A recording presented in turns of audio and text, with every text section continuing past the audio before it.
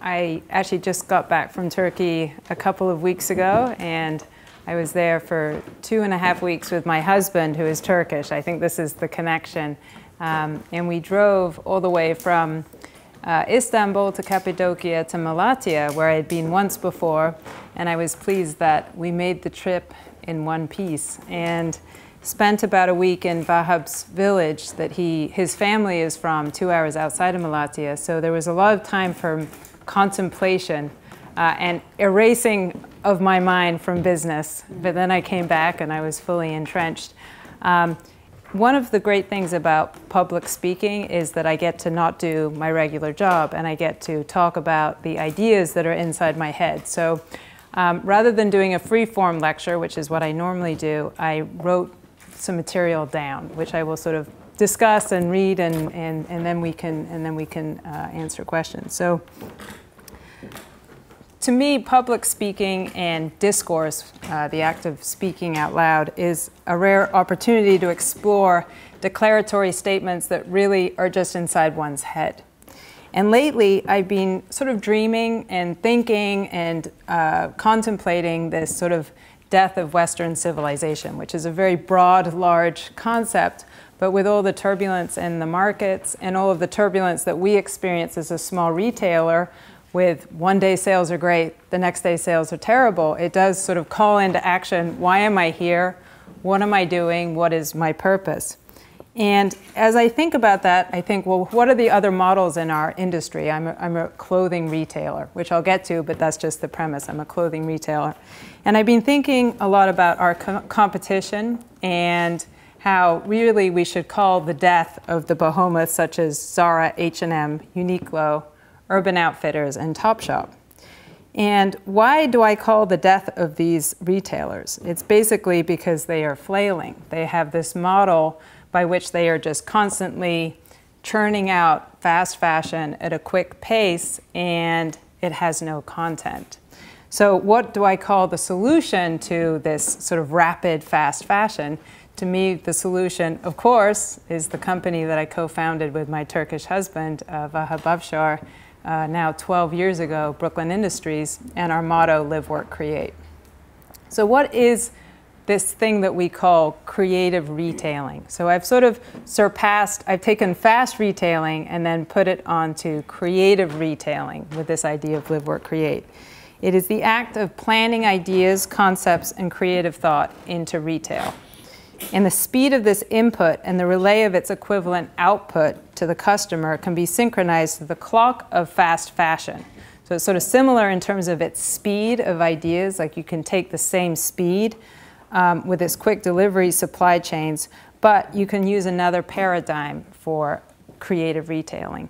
And for us, the paradigm that we're using is art, and basically our experience as artists. And this is sort of the model by which we are trying to build our business and the model by which we try and approach retail. So rather than approach it from these big guys who are basically like, what's the last thing on the runway? How can I churn it out? Our idea is, what's our latest idea, or what's our latest concept, or what's the latest book that we read, and how can we put it into the materiality of clothes or the materiality of our stores, and how can we make that exciting for a very general populace? So I have to backtrack a little bit to the background of my husband, Vahab Afshar, and myself. And I think the best way to describe it is to take the idea of the earth. And on the surface, we have very parallel paths. We're both artists. Actually, I'm no longer an artist. I now call myself a business person. But we met in 1995 at an art residency. Vahab is from Malatya, then moved to Izmir, then went to Bilkent in Ankara. And at Ankara was invited to come to New York for a month to go to an art residency. I graduated from Wesleyan University, had a typical liberal arts education, went to the Whitney Independent Studio Program, which was just around the corner, and was basically an artist living and working in New York. And I too went to the same international art residency, and I met Vahab. And even though we were from completely different walks of life, it was as if we had already known each other. There was sort of an instant connection. So on the surface, we both come from the art world. If I dig a little bit further, you find Vahab's father, who ran a small hardware store in Malatya, and I actually visited the hardware store, and I always thought it would be a store with kind of lots of things in it, like a hardware store, like a small true value store, but it wasn't. It was similar to the guy next door who had sort of trinkets and was fixing things. But anyway, Vahab's father was an entrepreneur. He had one store, one business right around the corner from the apricot market in Malatya. And my father also was an entrepreneur, but of a very different kind. He was from Westchester, moved to England when I was 3, and distributed video cassettes and films in the beginning to hotels in the Middle East. As the Middle East was kind of emerging, he was supplying, you know, all these great things of Western culture to the Middle East. So then if you dig even further down to the very core of, I think, why we started our company, it's because we really wanted to revolt. Like, we wanted to revolt against the art world, and we wanted to revolt against the business world. And we wanted to create sort of a utopic beginning through our company. So for Vahab and myself, the volcanic activity was fueled in the mid-90s by a frustration with the art world and its frequent politics of exclusion, and lastly, the economic dependency of artists. In 1995, when I had just met Vahab, he had had a show at the Gar in Ankara with about 4 other artists, and his work was all of the work was fairly political. To describe the artwork, it was sort of plastic containers that had red-colored juice in it that was dripping out, that almost looked like blood. It could be interpreted as blood. There was another piece by Selim Birsel who had put forms of bodies and over the which had sort of a rug, and it also looked like dead bodies. Needless to say, 12 hours after it was opened, it was closed down. So Vahab was coming with a lot of anger towards, you know, he's not here to speak about that, but he had a lot of anger towards sort of his situation in Turkey. And I was less angry, but at the same time, I had just come back from Europe, where I had been wandering around Eastern Europe, taking pictures and doing conceptual art, and kind of taking a hiatus from New York. And I came back, and we moved into New York, and Vahab was working as a busboy at Stingy Lulu's, which was also run by Turks. And I was working for an ad agency as a temp selling flood insurance. So needless to say, we were not fulfilling our passions, and we were not doing what we wanted to be doing. And we had fallen into what I call the standard play. The artist displaced into mindless jobs, the artist sending out slides, the artist whose future impact is very much obfuscated with the numbing work of pickup jobs. So it was very much a waiting game. You know, will my career ever take off? Will I ever have any impact? And entrepreneurship and starting a business seemed to be the solution to this waiting game, which is, if I can start something and if I can bring art into the thing that I start, perhaps I can speed up this process and have a bigger impact. So the first product that we made came out of pop art. And I say this because what we did was we found billboard bags that were put into a dumpster. And we brought the billboard bags back to our studio that we had on West 24th Street. And we were trying to figure out what to make out of them. And we were very interested in the billboard bags because they were advertisement, they were part of a larger whole, and they had also been discarded, so we could recycle them. And at the time, messengering in New York was very, very cool. At least we thought messenger, you know, being a messenger was a very cool thing. And we decided to make messenger bags. Now, we could have just as easily made something else. So our kind of transition into bags was very serendipitous. It wasn't that we were always born to make bags. But if the Campbell soup can of Warhol could become a painting, then we too could take the pixelated vinyl and recycle it into a bag, which we really did. We set up a factory in Williamsburg, and we started making the bags. at the time when we first started, we had actually a Turkish sewer who was terrible and we fired about a month later. But mostly it was Vahab making the bags because I can't sew, and I was selling the bags. And we went from making vinyl bags to bags made out of FedEx envelopes. We made bags from straps from cars. We made bags at one point that had material that changed when you touched, which if anybody remembers the mid-90s, you know, raving was kind of cool. So like this thing that changed colors that was day glow was kind of cool. We made bags out of that. We made bags from felt that also did not last so long. So you could see sort of the innovations bubbling up. And we would take them to trade shows and we would sell them, and we were slowly learning the act of business. But when we surveyed this landscape of selling to other retailers and selling to department stores, we found that the customer was like a mirage on the horizon. So when I was mostly, recently in the village near Malatya, you climb to the top of a hill and you look out, and on the corner where the heat is rising, it's very, very fuzzy. That's how the customer was to us. So we'd have these buyers coming to us and say, I don't like this, I like this. And in my opinion, buyers in the retail industry aren't the smartest of folks. So the idea was, how can we get closer to the customer? So in 2000, we opened our first store in Williamsburg, Brooklyn. And I was very against opening a store. Vahab had, as you remember, he had the history of retail. I did not have the history of retail. I had the history of distribution. So I liked distribution, but I didn't necessarily like retail. But Vahab convinced me that running a store was better than running a factory, and working in a warm store was better than working in a cold factory. So we opened our first store. And finally, the customer went from that mirage on the horizon to being an actual figure in our lives. And through that process, a very interesting thing happened. We started to collaborate with our customer. And I mean that by which, when you sell something in retail, they instantly vote back. They vote back by not buying the thing that you put out or by buying it. So by the act of consumption, they are voting and communicating to you.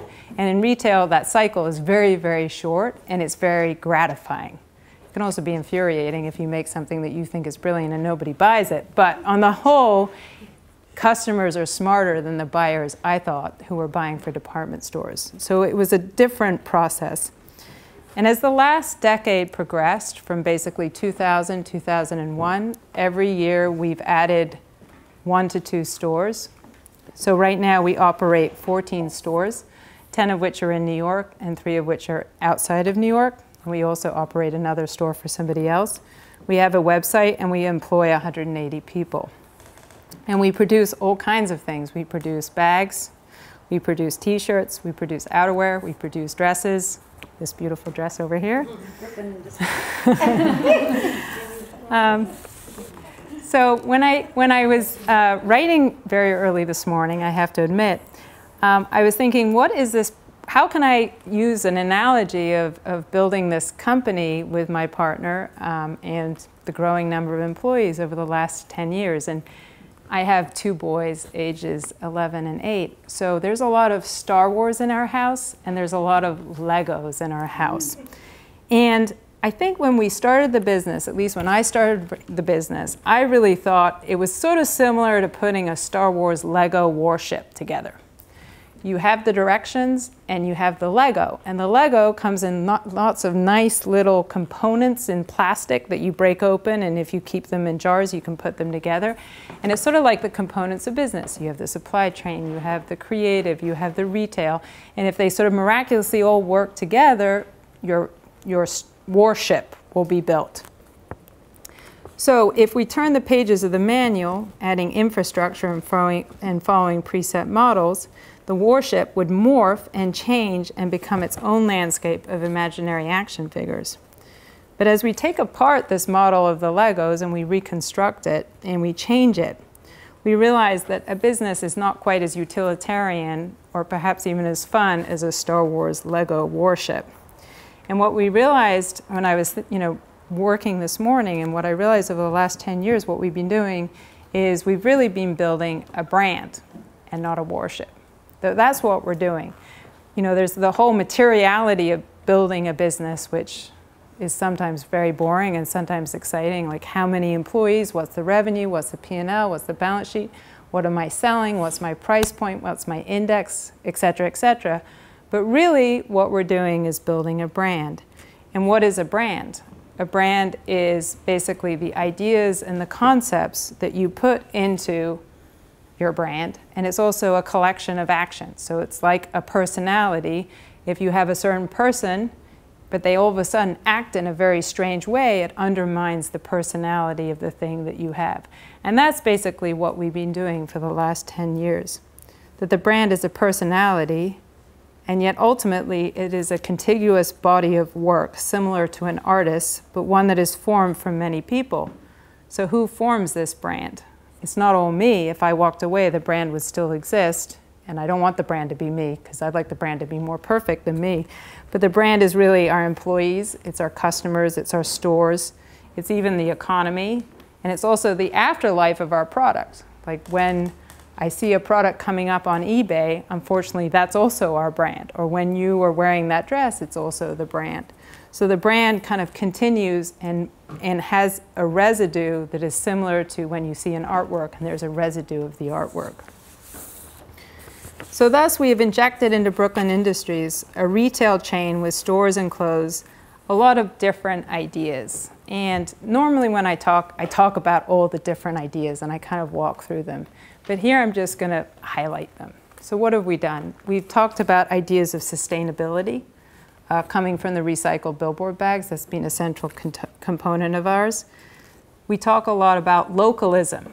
Brooklyn Industries, we are local. We are most successful locally. And a lot of our marketing campaigns are about local collaboration. A lot of the people that we partnership are because they're our neighbors, literally. A lot of the nonprofits that we work with are because we know the people. So thus we are very, very local. We also have constant creativity. It's a little bit the nature of retail, and it's a little bit the nature of fashion. You have to constantly pump out new ideas, but at the same time, there's a way that you can talk about ideas that isn't just short skirts are in.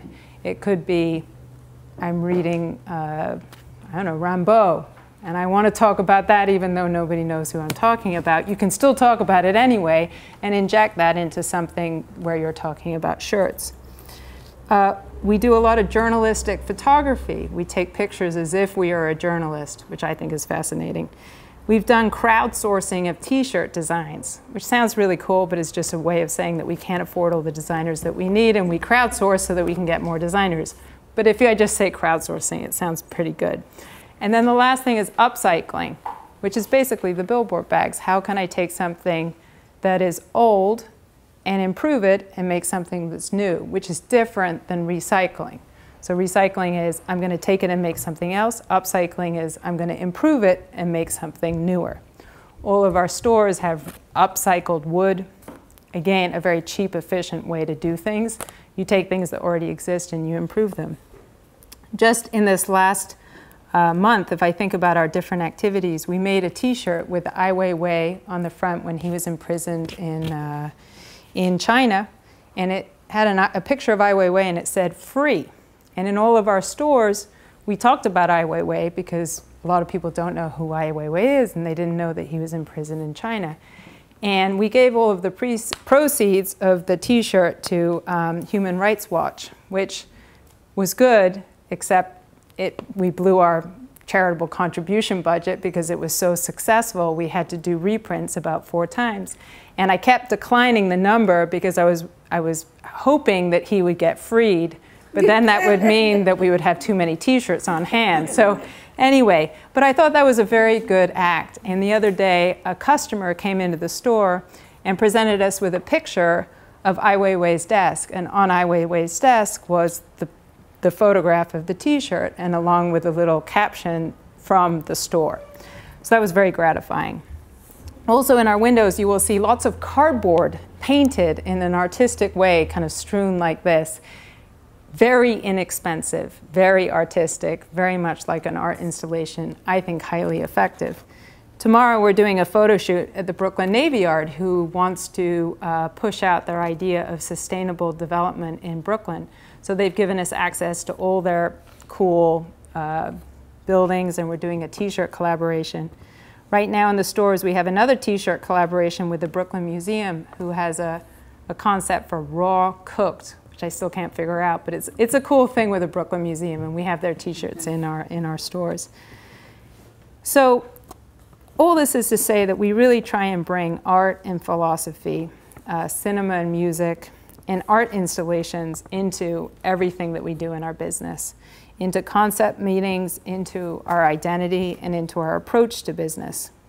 Materially, every store changes its appearance. Every store obviously has store windows that change every month, but we also try and really tap into the personal zeitgeist, like there's a personal zeitgeist, and then there's also an external zeitgeist. So what is going on around us, which I think is what fashion is in a way, but then there's also, why is it that everyone ends up wearing the same color?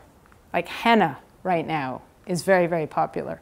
It's selling like crazy. Like what is that? That's sort of a zeitgeist that's not that interesting, but there's also other zeitgeists that you can tap into. So how can you do that in a creative way? Additionally, there are new forms of distribution that are really impacting our business, social media and the internet, and where they embrace fashion, I think, is a dissolution between idea and commerce. And basically, it's, again, about speed. So right now, I think the distance between the self, who has the idea, and the self as a brand, whether it's writing or twittering or creating products or installations that sell product, has really shortened. And that returns me to my original idea that creative retail takes the pace of fast fashion, but yet it's totally different than fast fashion. So it takes the supply chain mechanism that fast fashion has developed, which is basically the shortening. It adds in ideas and it speeds it up. And this is what really interests me.